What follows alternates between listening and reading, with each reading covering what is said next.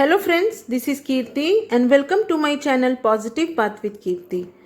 Moss rose जिसे portulaca, table rose, 9 AM के नाम से भी जाना जाता है तो ये बहुत इजी टू ग्रो प्लांट। एक छोटी सी कटिंग से भी ये प्लांट आपके गार्डन में लग जाएगा, पर इसके साथ कुछ प्रॉब्लम भी होती है जो पिछले कुछ दिनों से मैं भी उन प्रॉब्लम के साथ डील कर रही हूँ।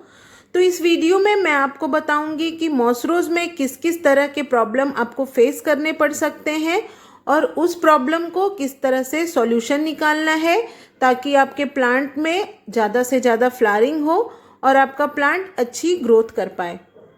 तो रेनी सीज़न आ गया और रेनी सीज़न जो होता है वो पोर्चुलाका के लिए थोड़ा क्रिटिकल टाइम होता है। वैसे तो पोर्चुलाका बिल्कुल आपकी केयर नहीं मांगेगा, पर रेनी सीजन में आपको थोड़ी इसकी केयर करनी पड़ेगी।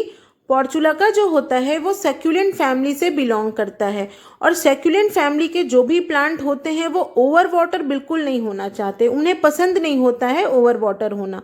तो पोर्चुलाका को भी ओवर वाटरिंग से चांसेस है कि बारिश के टाइम में अगर आपने ध्यान नहीं दिया तो आपका प्लांट ओवर वाटरिंग से डेड हो जाए।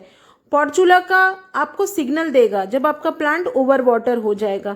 इस तरीके से जैसे आपको मेरे प्लांट में दिख रही हैं, बहुत वीक सी लैगी सी स्टेम आपको दिखेगी, या फिर आप देखेंगे कि इसकी लीफ येलो होके ड्रॉप हो रही हैं, या फिर ग्रीन लीफ भी आप उसकी टच करेंगे तो लीव्स उसकी ड्रॉप होंगी, या फिर आप देखेंगे कि इसमें जो लीव्स जो नज़दीक होती हैं वो दूर दूर काफ़ी डिस्टेंस पे आपको लीफ दिखेंगी। तो ये सब निशानी है कि आपका प्लांट जो है वो ओवर वाटर है। अब आप मेरे प्लांट को जैसे देख रहे हैं तो मेरा प्लांट ओवर वाटर तो नहीं हुआ है, पर मेरा प्लांट ओवर ग्रोन जरूर हो चुका है। जैसे मैंने अपने इस प्लांट को लाके फरवरी लास्ट में या मार्च में लगाया था और उस समय से शायद ही ऐसा कोई दिन हुआ होगा जब मेरे प्लांट में फ्लावरिंग नहीं हुई होगी। मैं भी सोच रही थी कि बिल्कुल ना ओवर वाटर है, ना मैंने किसी तरह की कोई इसमें फर्टिलाइज़र वैसा कुछ दिया है, पर मेरा प्लांट की जो इस तरह से स्टेम आप देख रहे हैं वो बिल्कुल लैगी हो चुकी हैं और जैसे लग रहा है कि उनमें किसी तरह की कोई स्ट्रेंथ ही नहीं है। तो ये क्या है कि मेरा प्लांट जो है ओवर ग्रोन हो चुका है और बिल्कुल डी शेप हो गया है। तो इस वजह से भी आप देखेंगे कि प्लांट में किसी तरह की कोई ग्रोथ नज़र नहीं आएंगी और जो ग्रोथ भी दिखाई देगी वो हेल्दी ग्रोथ नहीं दिखाई देगी। प्लांट काफ़ी लैगी सी उसकी सारी स्टेम हो गई हैं। तो इस समय मैं अपने प्लांट को प्रून कर रही हूँ। अपने सारे प्लांट को बिल्कुल अच्छे तरीके से कटाई छटाई कर दें, अच्छे तरीके से एक अच्छा हेयर कट दे दें आप अपने प्लांट को। तो अभी हम लोग क्या करेंगे कि बिल्कुल किसी तरह की कोई मोह नहीं रखेंगे और जो भी एक्स्ट्रा ब्रांचेस हैं उस सब को हम लोग कट कर देंगे। जितने भी बर्ड्स हैं उनको भी आपको कट कर देना है ताकि फिर से जो आपका प्लांट हो नई शूट्स निकाले तो काफ़ी अच्छी शूट्स निकालेगा और काफ़ी हेल्दी ग्रोथ करेगा आपका प्लांट।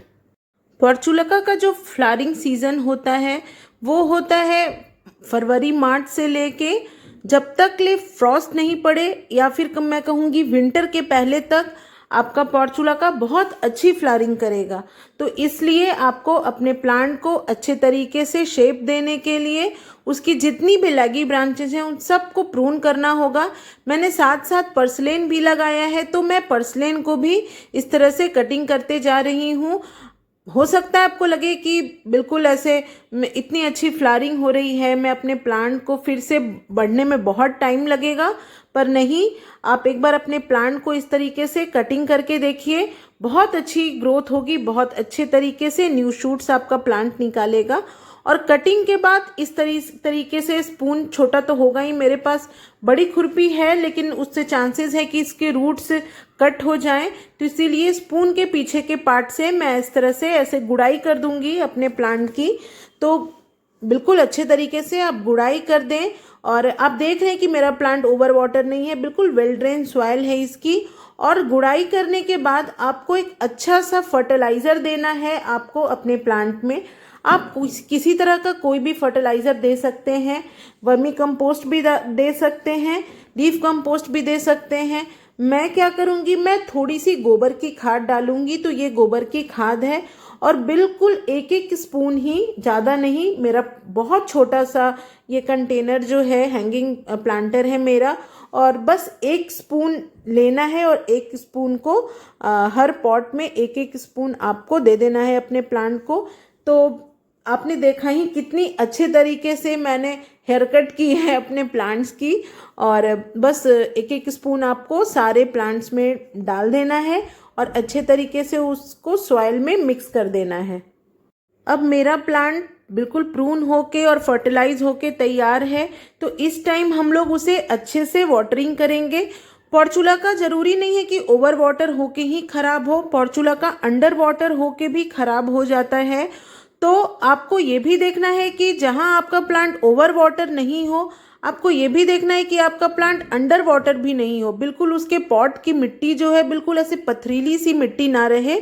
तो इस बात पे भी आपको ध्यान देना है, नहीं तो बहुत सारे डिजीज़ जैसे मिलीबग्स और एफिड्स का आपके प्लांट में अटैक हो जाएगा। ये कुछ दिनों के बाद मैं आपको रिज़ल्ट दिखा रही हूँ कि इस तरीके से रिज़ल्ट मिले हैं मुझे। और जब आप अपने प्लांट को प्रून करते हैं तो आप जैसे देख रहे हैं कि बिल्कुल हेल्दी सी आपको शूट्स दिख रही हैं, हेल्दी सी बर्ड्स दिख रही हैं, और फिर से आपका प्लांट बहुत अच्छे से बिल्कुल तैयार होके आता है ज़्यादा से ज़्यादा अच्छी फ्लावरिंग के लिए। तो चलिए फ्रेंड्स, मिलती हूँ मैं आपसे नेक्स्ट वीडियो में एक नए टॉपिक के साथ। Till then bye, take care.